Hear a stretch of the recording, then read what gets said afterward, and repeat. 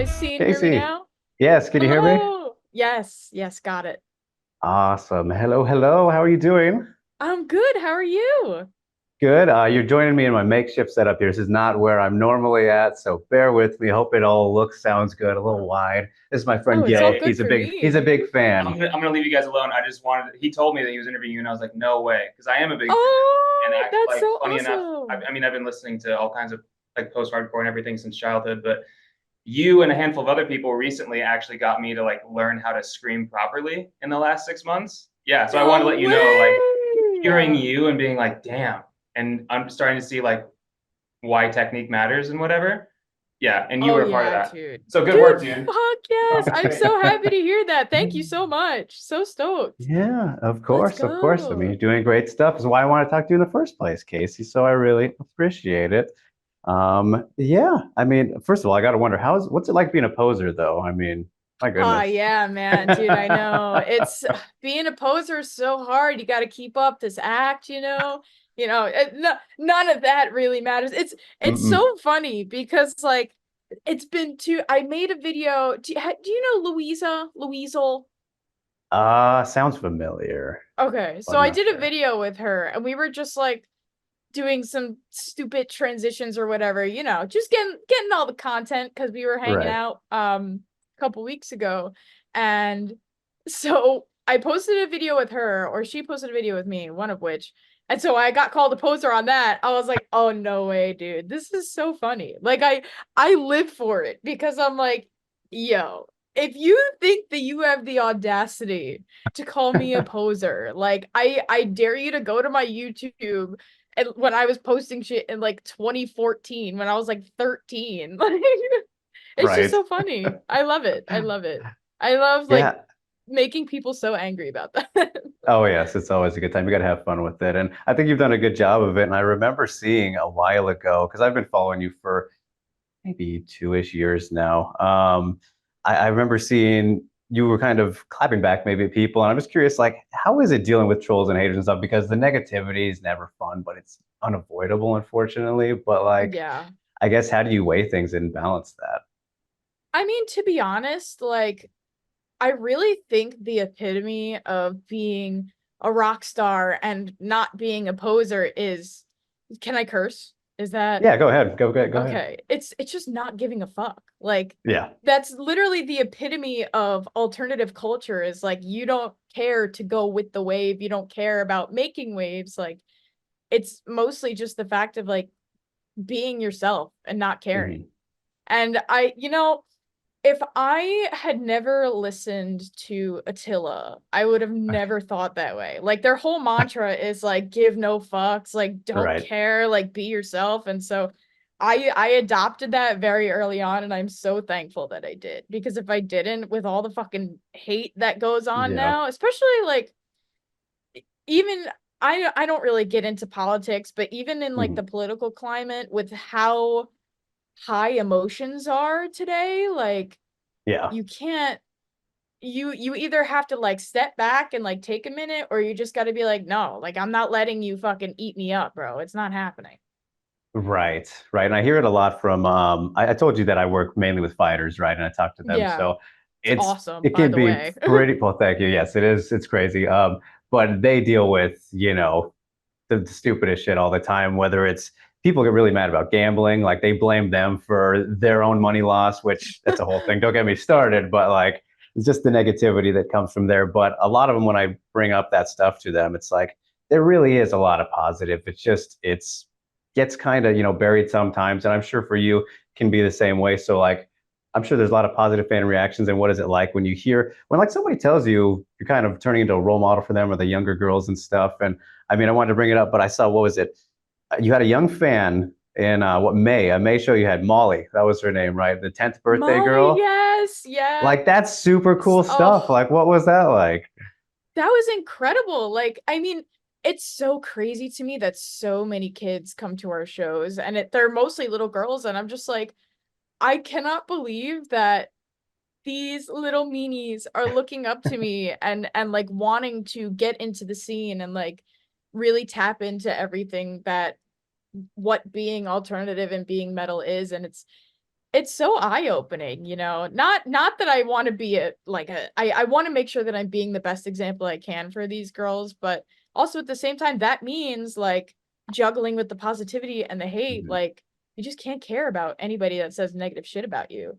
And the positivity is, it absolutely overwhelms any negative stuff that's like going on, and I'm so absolutely grateful for that.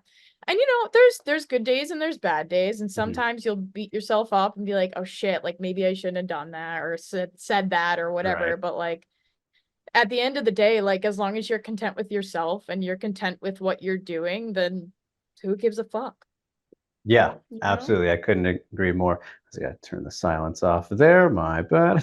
No, you're But good. yeah, it's those moments though are so special to me. Like it's something about like crowd reactions and when everybody gets that energy together really hits me. Like whether it's with stupid stuff like pro wrestling entrances or bullshit like that, like just Yeah, anything. definitely. But I can't. I'm just imagine being in your spot. Like I get a little worked up watching that moment with her. And then last night, I'm going to assume you maybe have seen this, but Harper was her name on America's Got Talent. She was the Spirit She's Box girl. incredible. Actually, they have Right. another track coming out together, which is really sick. Oh But wow. Oh my yeah. God. Yeah, I did. So I didn't know that she actually like performed with them for Holy Roller at a show a while back. And I watched it last night and I was like, oh my God, I can't watch this. I know. I know. Did you see her at Download too? She performed an entire set at Download with like her Oh originals and wow. everything.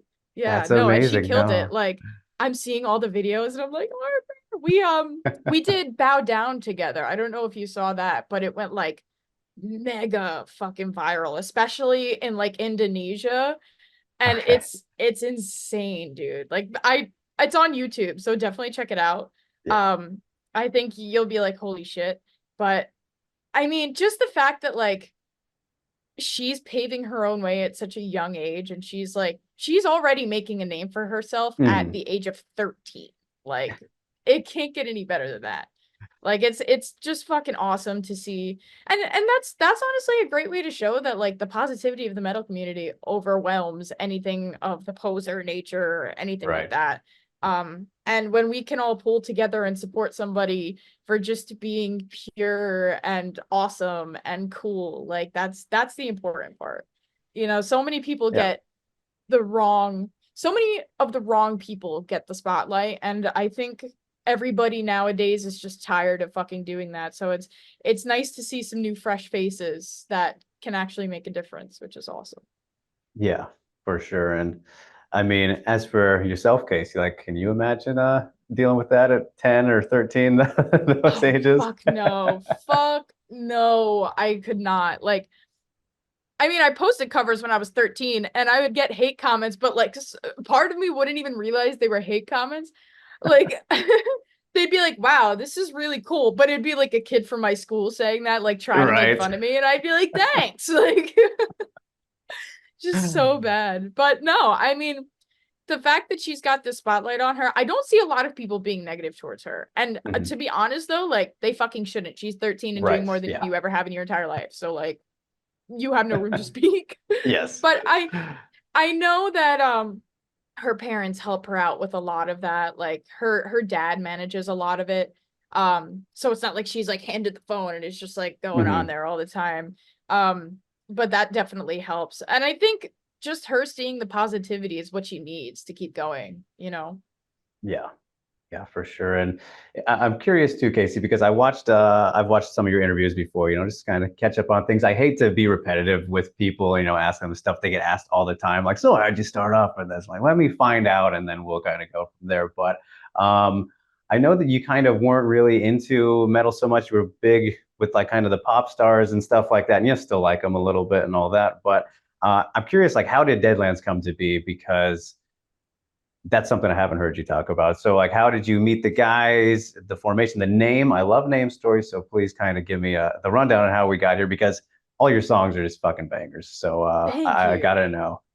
Thank you so much. I mean, well, I hate to break it to you. The name story is very simple. But Okay. as for meeting the guys, so it gets a little complicated because I guess it starts off when Kyle and CJ met. They were in a band together many years ago. The band just didn't work out. So they had both left at different times. Like CJ left before Kyle, and then Kyle followed suit later, but they hadn't spoken to each other in years. Um, by that time, CJ and I were in a different band together, which was like pop punk. And I was like, I really don't want to be in a pop punk band. I really want to be in a metal band. And I started seeing like what CJ could do producing wise, what he made. I started seeing like his solo project, No Shade is what it goes by. And I was like, dude, like, why don't we just fucking make a metal band? Like, let's just do that because you're sick. I know that I really want to do this. So let's just join forces together. And then he was like, yeah, okay. We don't really have a drummer. So we started doing covers together. And then one day we went to Amityville Music Hall, which is a venue that's like 20 minutes away from my house. It was like this small, probably, I don't know, there's like 100 people that could fit in there maybe. Not a big club at all, but we saw Nothing Nowhere. And while we were waiting in line to get into the venue, we were with Tyler, who was in that same band with Kyle and CJ. Okay. And CJ was like, man, I really want to go up to Kyle. I just don't know how he feels about me. And Tyler was like, dude, I love Kyle. Let's go up to him. So I'm watching from afar because I had never met Kyle before. And they shared the biggest bro hug. And they were like, dude, I miss you so much. And then we just got to talking after that. Kyle was like, I really want to be in a band with her. CJ was showing me like videos of him drumming. I was like, that's done. So we got together one day. We wrote Crushed. I had actually Oh, had that's my it. favorite. I'm just gonna say, I love that Thank song. you. That was the first song I think I'd ever written that was actually like good. And I wrote it when I was in 11th grade. So I was still in high school, Wow. Props to strangely you. enough. Thank you. Yeah, so then we fucking wrote that. We put it on the computer and we were like, all right, what's our band name gonna be? And then CJ was like, I have an idea. I was like, okay. And he goes, Deadlands. I was like, okay, let's do it Just then. fine. Yeah. So Would you have rejected anything, or were you just like, sure, okay? I mean, well, obviously it's gotta like feel right. And like Yeah. that was the best one that we could come up with. Like not that we could come up with, but like it was just so good. It was the first thing that was said. Like, why not just go with that? You know? Mhm. Why who who cares about like who picks the band name? You know, as long as it's a Yeah. cool fucking band name, who cares? Yeah, yeah, very well said. Yeah. So it's kind of hard though. I've talked to a couple bands recently too, and I love asking, everybody about the band story name. And like, well, sometimes we gotta look online, Google name generator, because there's so many names out Oh there. yeah. Oh yeah. And we were lucky enough to not have to do that. Yeah, I it because worked out. like I had pondered so many just in my own brain of being like, oh, I like that, I don't like that, and that's taken, and this person has that, and then Deadlands just stuck. Nobody else really had any other ideas, at least from what I understand. At least I wouldn't know about them. Right. So Well, it just fits. It worked. works for sure. Yeah. So I'm curious, Kasey, because I think that there's two different ways to phrase this. Because when did you feel comfortable enough to want to be in a band and like sing like that? And I guess when you think you were able to, if that makes sense, I feel like there's two parts to a question like that, but Yeah, you like know what I mean? when was I able to? Yeah. Yeah. So I have always wanted to be in a band. Like ever since I started getting into metal, I used to be like, I used to think about it and I used to think like, man, how cool would it be to just like go up on a stage and be in a room with all these people that understand you and like can really feel what you're feeling. And I used to cry. Like I used to be like, "Oh my God, like I want this so bad." And my being a vocalist was part of my impossible dreams, right? You have this list of dreams that you're like, oh, maybe in another life, maybe one day, but it's not going to be today. And I always wanted to. And the only reason that I was really able to was because of CJ, was because Mm. I didn't know how to record anything. I didn't know how to film anything. I didn't know how to edit I just anything. make noise. Exactly. Like I was just making noise. I would hope for the best that I would go up on stage with like until I actually hopped up on stage when I was like 14 or 15. And there's a video of me. The mic stand is like all the way up here because I'm just like chilling and just screaming, doing my thing. The bassist is in the background. He's like, yeah, pointing at me. But like I wanted it so bad. And the only reason I was able to is because CJ sold me his old laptop. Mm. So as soon as we started doing that, because I had done like Zombified with him, I think Farewell to Flesh. I did like 2 or 3 covers with him, and they did very well. Like I did a To the Hellfire cover. That one, it was probably like the 3rd cover I'd ever posted, got like 800,000 views, crazy. And then I was like, holy shit, I can actually like do something with this. So I should really like start going at it. Right. And with that being said, CJ gave me like a quick crash course on how to use Logic, all the basic stuff like how to use auto tune, press record, cut this, change this, anything that was like Logic 101. I just took it and I ran. I because I was like, there's something in this, and this is one of my impossible dreams that can actually come true. So I gotta do it. So with that being said, like we started the band. I started going full throttle with the covers, and any sort of content really. Like I was going hard. I was going to school, going to college. I was working at a local salon because I used to be a hairdresser, makeup artist. Great hair. Thank you, thank you. And I was like trying to juggle like friendships, relationships. It's definitely tough, but it's so worth it in the long run. Like I literally just finished school 2 weeks ago. Congrats. Wow. Thank Geez, you've you. been really No. busy then. Sorry for, Yeah. trying to squeeze you in here. My No, goodness. no, dude. You are totally fine. I am more than happy to do this. And now that school's over, I feel like a weight has Oh, like I'm sure. yeah. And of course I can that time breathe. gets filled up with other shit, but like at least I know that I can really like solid myself down when I need to. It's very nice. Yeah. Yeah, for sure. For sure. And yeah, your covers, I mean, I think for in terms of the accounts I follow and singers, it's you and Lauren Babick who are probably my favorites right now. I mean, just all the stuff you guys do is great. And we'll talk more about covers in a sec, but I want to ask you, Kasey, because I've heard you talk about, some songs, and House of Cards kind of one I've heard you mention as a standout for you. But in terms of most meaningful song, would you say it's that one or another one? Because personally, Crush, I think probably resonates with me most, but they all, they hit in different ways. Yeah, I mean, oh, that's such a hard question because the thing about all of these songs is that all of them hold a significant meaning to me in my life. And I think the only one that's really not super significant is Final Judgment. And that's only because it was Okay. about like the Johnny Depp Amber Heard thing when that was coming out. But I did somehow like manage to like, okay, how can I make myself relate to this? Because in my mind, like when I'm writing lyrics, I need it to be relatable or I need it to invoke some sort of feeling in some way.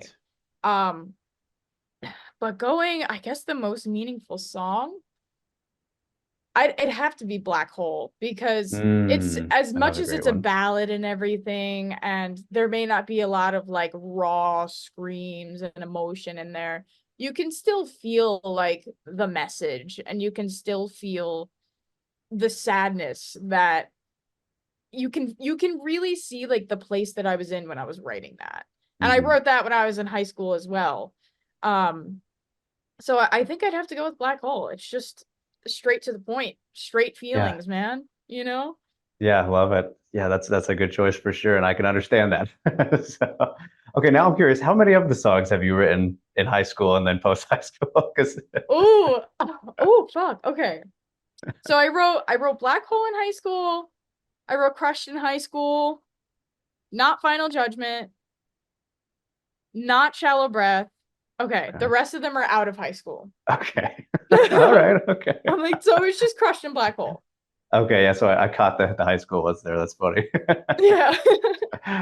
um, so as for some of the covers, though, Casey, I think that I don't know. I got a list of some ones I wanted to mention here to you, but with Daisy Grenade, your King for a Day cover, like I always feel weird saying a cover's better than the original sometimes, but there are some exceptions. Like I think Disturbed Probably Sound of Silence is an easy one. Oh yeah. Caesar, of course, with Careless Whisper, but and Pierce the Veil's original is great, right? But I don't know, something about that one is really great. So um for you, what kind of, I guess, is your favorite cover you've done? Which one actually, let's do that question, and then which one do you get kind of the most comments about?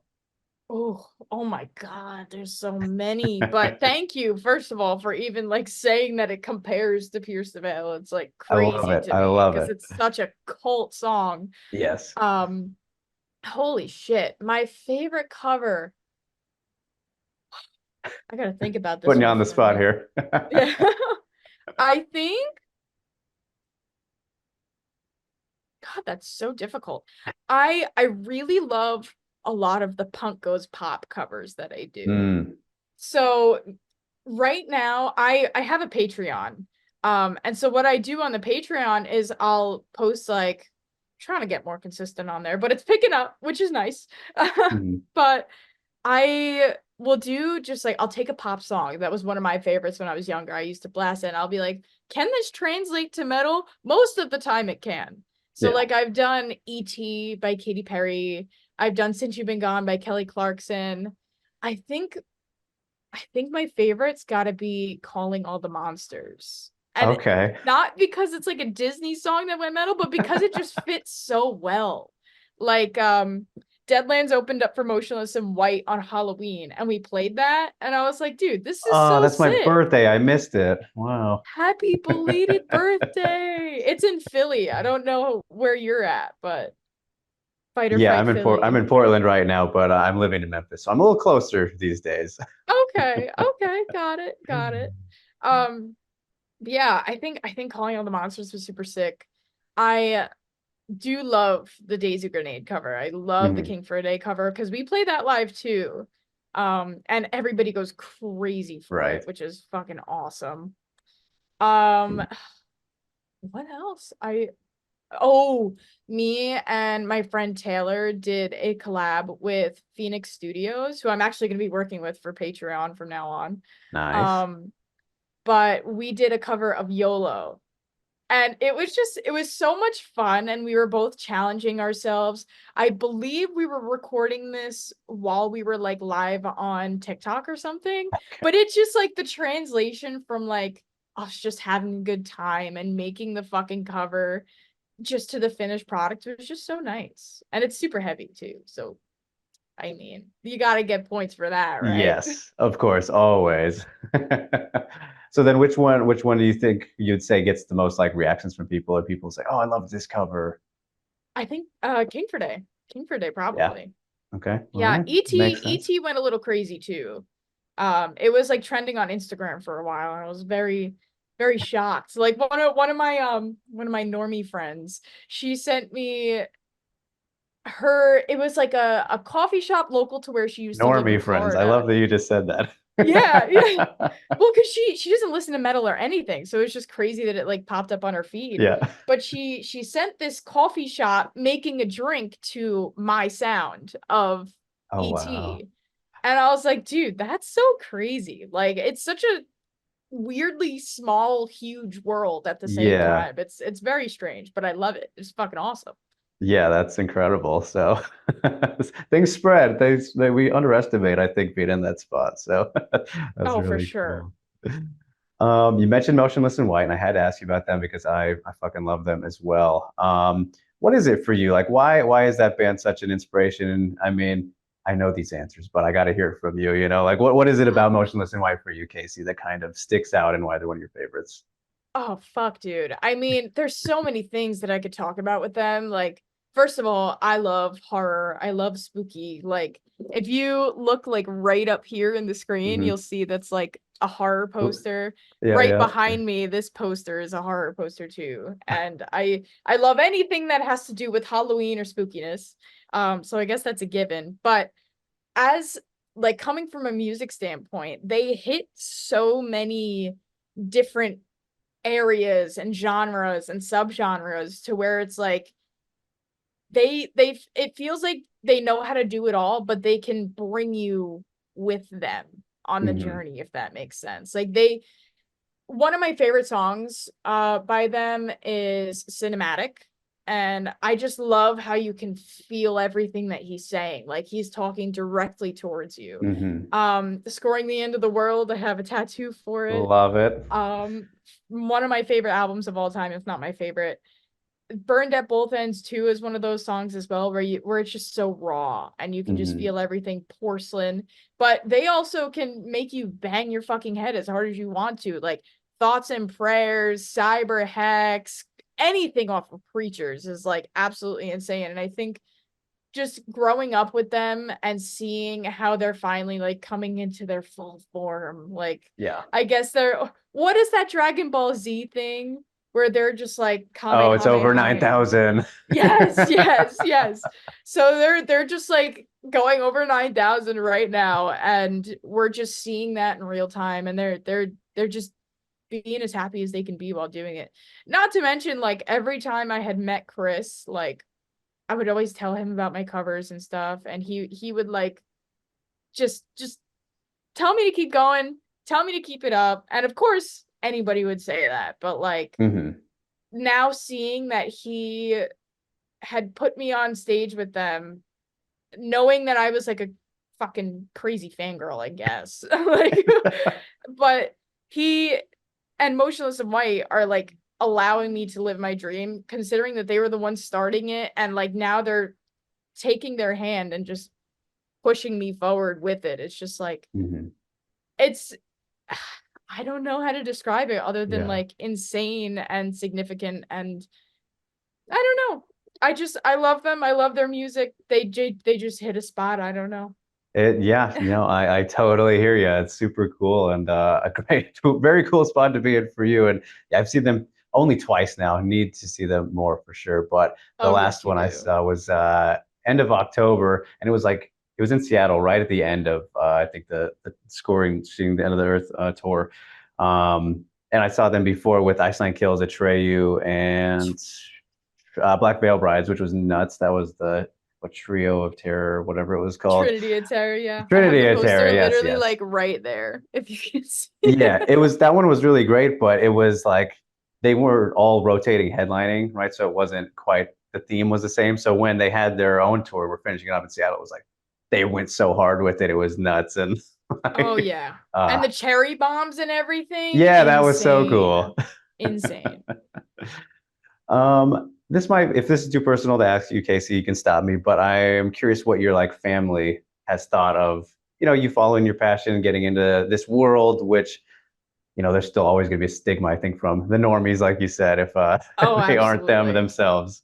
Yeah. I mean, well, it's so funny. Like my parents raised us on like hard rock. Like I remember us listening to Marilyn Manson in the car, me and my dad. Okay. I remember us listening to 3 Days Grace, Seether, Godsmack, all Hmm. the dad rock, I Right. guess you can call it now.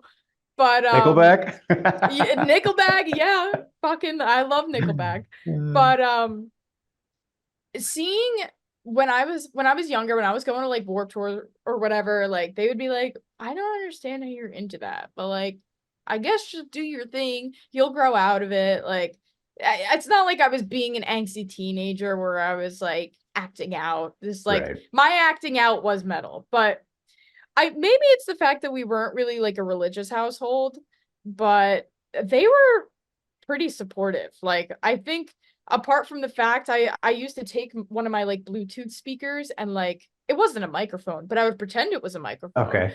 And like in my room, I would just be like singing and screaming all my favorite songs, and they'd be like, "Kasey, shut up." Like, but like as far as being supportive, like as soon as they saw that everything was like really falling into place and that everything was growing so quick, they were like, no, actually, like you really should be doing this. Like you're gonna take off. Like you're on a good trajectory right now. You should definitely keep it up. So they are nothing but supportive. Like my mom was just bugging me last week. She was like, "You gotta add tanks on the website. I gotta buy Oh tank my tops. God. Come on." Like, so we did just add tank tops, but yeah. So they rep it. They come to all the shows. They got nothing bad to say about it besides it's fucking awesome. All right. Yeah, that is great then, because I know it's not always the case, unfortunately, but I'm glad, that it is Yeah, for you. I am very lucky. So then with that in mind, just throughout this whole journey so far, what would you say are some of like the biggest challenges you've had to face? Ooh, oh, there has been so many. I mean, it's definitely tough in this stage of the game, as like in regards to like touring and stuff specifically, like the van tours and crew and just expenses alone are like just Right. one of those things where you're like, fuck, I don't know how to get over this. But in regards to like me specifically, a lot of people don't realize that like you're running a business too. It's not just like you're having fun making music. Like Right. that's all well and good, but we're also focusing on being Deadlands LLC next to Deadlands Band. And in order to grow your business, you have to grow your music and you have to write and you have to figure out a bunch of time. Like I have ADHD, so my time management is fucking horrible. But like, of course, I'm the one who's mostly like figuring out these things. Um, but I'd say like just mostly grasping that entrepreneurial mindset and like Mm, trying to, take the right risks and just be authentic throughout the entire thing, even when shit is like hitting the fan and you're like, all right, no, I gotta like muscle everything up. I still have to play a show. I think that's like the hardest part because you can be having like so many personal problems like on tour and you just kind of have to forget about it for the show's sake and you have mm, to make sure that like those people that are standing in the crowd there like they're there to watch you, you're their escape. So like you got to make sure that nothing is wrong to you on stage in order to make these people feel better and lift them up, and you feel better in the process, which is mhm. awesome. I think if I didn't feel better in the process I would definitely not be able to do this career. But I guess like battling like with it's almost like a double life. Yeah. It's crazy. That kind of juggling, finding that balance, right, of Yeah. doing what you need to do, what you want to do, and just staying happy, right? Like you said, that's the most Exactly. important Yeah. part. Yeah. And I think with time everything will level out. Yeah. So I'm confident in that. I think once I get into a groove, once we all get into a groove, especially we've had some like big ass changes coming. I don't know when you're gonna be posting this. We're not announcing this until after our next single releases. Okay, I can save it. Um, you could save it, I got you. but we just signed to a label too, Spine Farm. And so Congrats. thank you. So like we're trying to transition to that too. And like I think once everything smoothly gets into the label's hands, then I'll be able to like, you know, I'll Right. be able to calm down a little bit and like really focus on making music and all that shit rather than like crazy marketing and Hmm. doing all that kind of stuff. Right. Yeah. The business side. Yeah. Yeah, that really is the fucking hardest part. Because when I'm gonna be totally honest with you when I say this, but like I didn't sign up to be a business person at all. Right. Like I was not expecting it, but like part of being a musician and like making it in the industry is taking like crazy initiative with anything that you do. Mm, So like I am the type of person where like I'm gonna hit the fucking gas on the pedal until it literally goes through the floor. Like it's not yeah. there's no stopping me when I'm in that sort of mindset. It's crazy. Yeah, we can go pretty far with that mindset, Kasey, and I think you're on the right track. So, Thank you. plenty of things I could continue to talk to you about. I appreciate this oh so much, but I'll let you get on with the rest of your day. So, some teasers there and whatnot. But for the people, when I'll release it after, like you said, I'm not a guy who's going to be a douchebag and put things to Thank you. spoil for you. But yeah, I'll leave it with you to things you want to plug or let the people know about with upcoming tours or little stuff you want to share, where they could find you, all that fun stuff. Yeah, absolutely. I mean, if you head to my Instagram or TikTok or I guess YouTube, I have a link tree and it will show you any sort of releases. It'll show you all my band stuff. It'll show you Patreon. It'll give you all a bunch of that stuff. And I'm sure I will link this interview in said link tree as well once it comes out. Right. But Drake, thank you so much for having me. If you ever want to do another interview, please let me know. I am so down, so absolutely down. You were so pleasant and so fun. Oh, So geez. you're great. And I'm sorry, what was your friend's name before? His name was Gil. Gil. Gil, thank you so much for being a fucking awesome dude. And I'm so glad that I could teach you how to scream. Yes, yes, he appreciates it, and appreciates you, Casey. Of course, we'll definitely catch up again in the future, maybe after some of the stuff coming out comes out. So yeah, I'll let you go with the rest of your day, but thank you so much, and just keep on keeping on, girl. Appreciate you. Thank you so much. You too, Drake. Have a good day.